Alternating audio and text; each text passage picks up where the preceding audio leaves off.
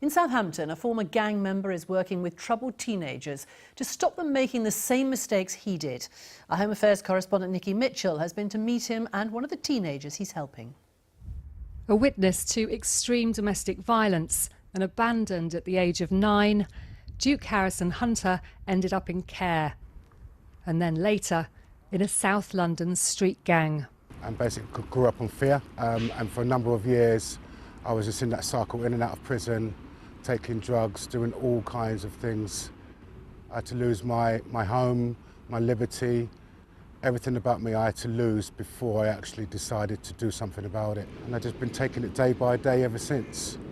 Had to retrain as a youth worker, so now I support young people, trying to guide them into not making the same mistakes I did. Chloe is one of those young people. Her childhood was chaotic. Hey Chloe. She's been in the care system herself and had to care for others. I think my childhood was pretty much stolen from me. I was such an angry child and I had such bad anxiety and it was just getting worse. Chloe, she was at risk where she was staying, and I had to just work alongside homeless persons units, different support workers and different providers to try and get her out of there. But he's helped loads with loads of things, you know, it's not just about housing, it's about the emotional side of things and looking after yourself in a proper way.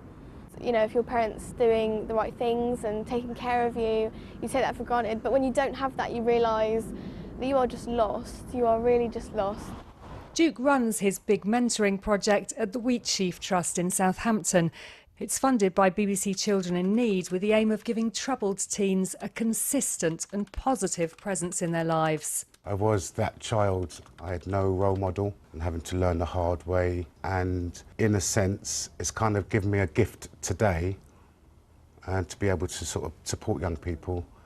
Once they meet me, it's like, oh, Duke understands.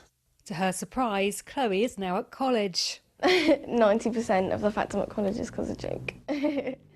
It's the first time I've tried to stick to something. She's also written a self-help booklet for others. I picked mental health due to my background, and I know it will help someone, and if it helps at least one person, I'm happy.